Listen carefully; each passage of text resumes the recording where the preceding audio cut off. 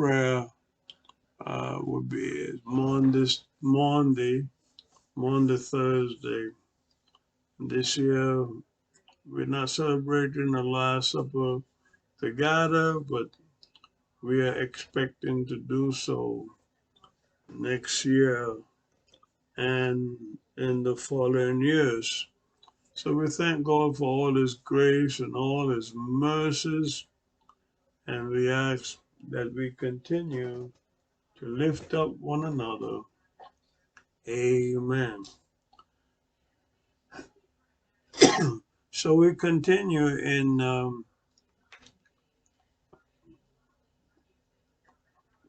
the second book of Samuel. And we want to share some thoughts coming from, chapter 3. Um, and we don't necessarily go into the details of wars, but, if anyone needed some explanation about wars that were going on in that time, we'd be more than happy to share with you what we are concentrating and emphasizing on the life of David. And we know that he was a warrior. And it should be obvious that he lived in a time that was tumultuous, no different from this time, which seemed to be the history of human beings, constantly warring against each other. One should take a step back, and particularly through a spiritual eye, we have to say that human beings, we certainly know how to destroy more than we know how to build up. Amen. And maintain the blessings that God has given us. So, as you would see in chapter 3,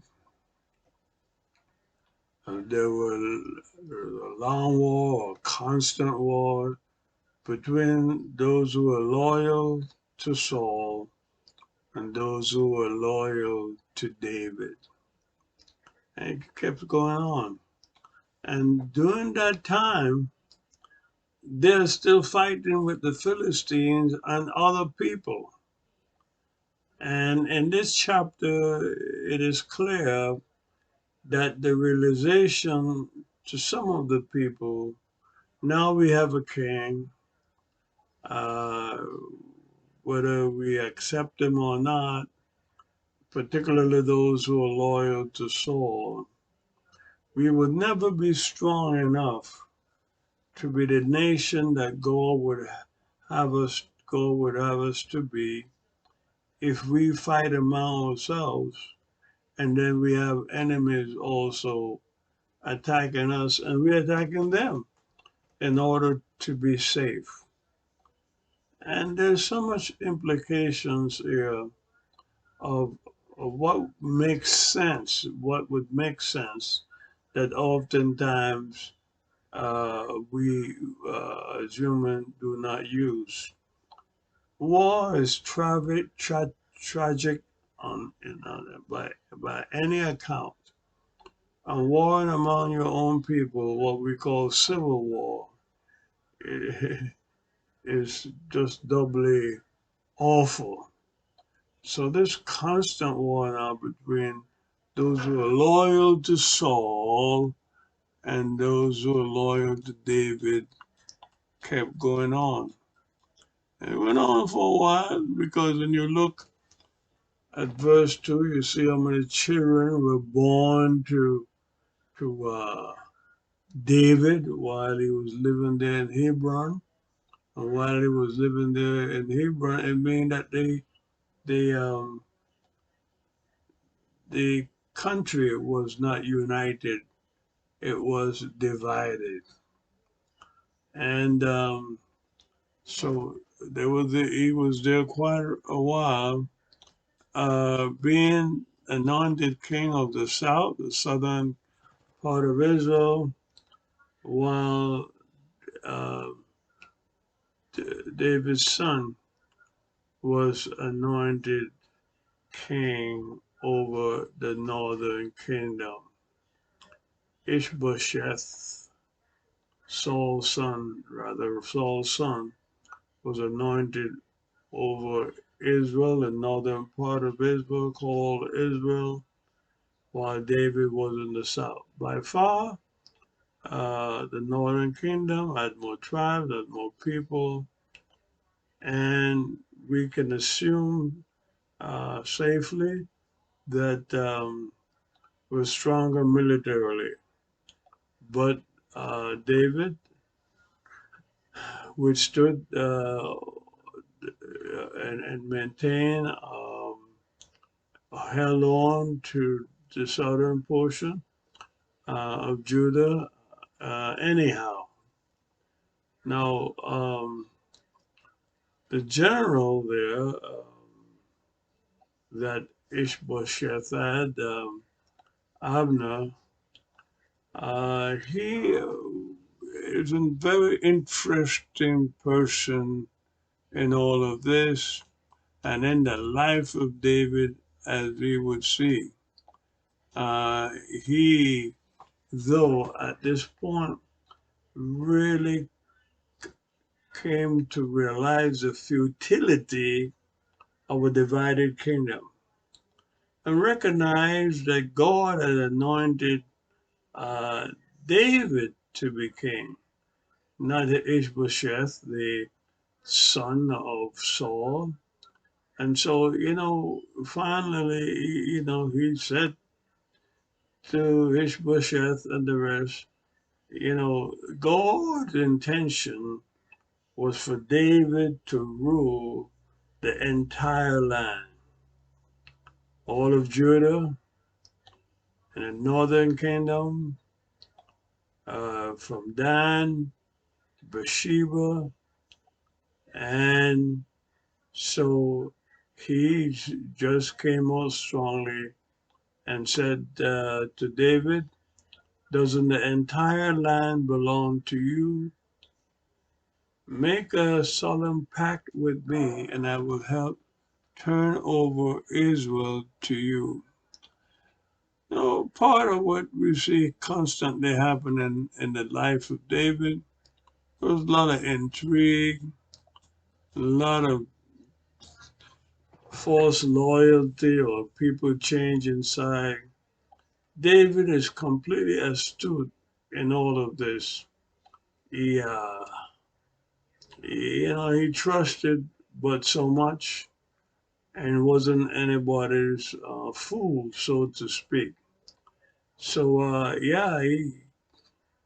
he went along with Abner. Abner said that he can help him become king of in all of Israel. And so, there was disagreement that they made. Okay, we'll partner together.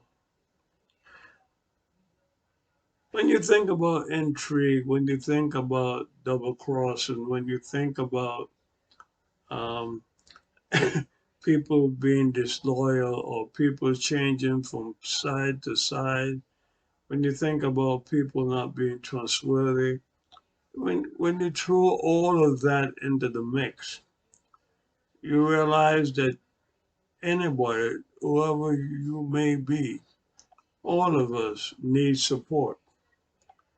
And even though the support that we get at times may not be genuine, we still need support. We need support in the sense that we need people who are loyal and faithful to us, and that who would help us to go through and sort out and survive all these plots and all these things that come up, and people telling us one thing, doing another, or people faithful for a while, then they become, not loyal, or people who are bribed or encouraged or believe in things that are not true, whatever it might be, you're going to need support. In fact, throughout this old saga with David and Saul, David had support. It may not be the kind of people that he would first pick for support. They were, kind of riff-raff people. Uh, he was homeless. They were homeless and stuff like that. Perhaps not desirable people. Well, that's to just show us how we need to think of others. But they were loyal, they were dutiful to David, and they supported David. I'm not saying, though, that we should just hang out with anybody. I'm not saying that we should form friendship with anybody just to be supported.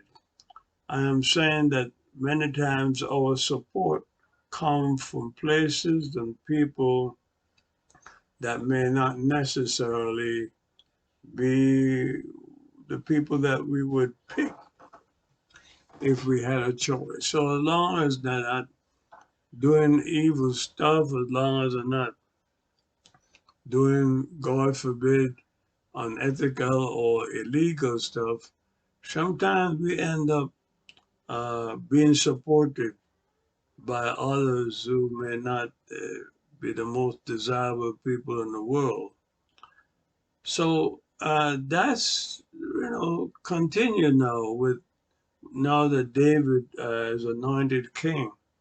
And in fact, I can tell you, and I'm sure you know, that throughout David's life, that was a fact. Throughout our life, that is a fact. The point that I'm underscoring here, underlining here, emphasizing here, is that people need support, no matter what. You need encouragement. You need to know that the people who believe in you, you need to know that people will support you. So the bottom line is, okay, uh, David, didn't really trust Abner. He had just switched from side to side, and eventually Abner was killed. And while it lasted, uh, the support that he got, David got from Abner, was beneficial. But he still needs support, even though, uh, like I said, Joab, who was the leader of David's troop, murdered Abner, didn't really trust him. His way of dealing with this stuff is just to kill people, get rid of them, get rid of your enemies, get rid of anybody that's suspicious, that don't trust him, so forth. Uh, the loyalty now, the support switched from Abner to Joab. And he's going to become another very interesting person, as we will see as we go through the life of David.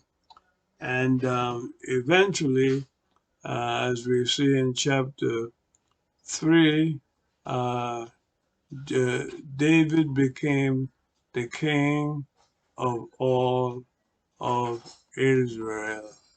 Amen. And so, even though David mourned Abner's death and created a song about his death, that was the heart of David. People who out to did him harm, people who he couldn't trust. He didn't rejoice, as we share with Saul himself, and their demise and so forth and so on. He made sure he was properly buried properly mourned, even though uh, his death probably was the primary reason why David became king eventually became king of all of Israel.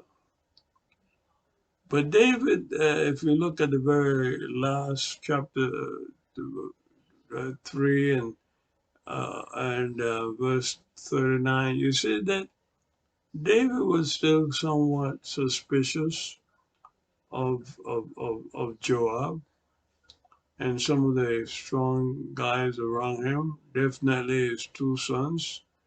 Uh, and as we will see, he kept an eye on him. And I just emphasized the importance of support. God does not necessarily just want us to be supported by people. He doesn't want us to be blind. He doesn't want us to be naive. He doesn't want us to be stupid, if I can use that word. But the point is that in life we need support. And to end on a high note, most of the people in the life of David, as we'll find out, were not conniving people, were not people that would stab David in the back. There were few of them in David's life like that, as it is in all our lives. But the thing is, the matter is, as I keep emphasizing, we need to get support. Now, we may need to keep our enemies close to us, but we have to have supporters. And throughout David's life, that support was very strong, and it tended to offset those that David couldn't trust and didn't trust and may have sought to do him harm. We need to be supported, and we need to be supportive. We need others to support us, and we need to support others. And we need to be sincere, we need to be loyal, we need to be faithful, and that's so very important. And, no matter who we are, no matter who it is, no matter what we can accomplish by ourselves or whatever, there's really much that we can achieve in life without support, support, support, support, support growing up, support in school, support in church, support on our jobs, support in our families, support in our health, support in our successes. Support is very, very important. And lots of times people, they go through some mental anguish and stuff like that. And one of the first things that they would say is that they don't feel supported. Whether it's true or not, or real or not, support is a very strong emotional feeling. Support is the actual thing that people do and receive, but it's also part of our emotions that we go through with a lot of things. Whether it's encouragement or discouragement, that feeling of support is very crucial and very important. So support, support, support. That's what we wanted to share with you all tonight.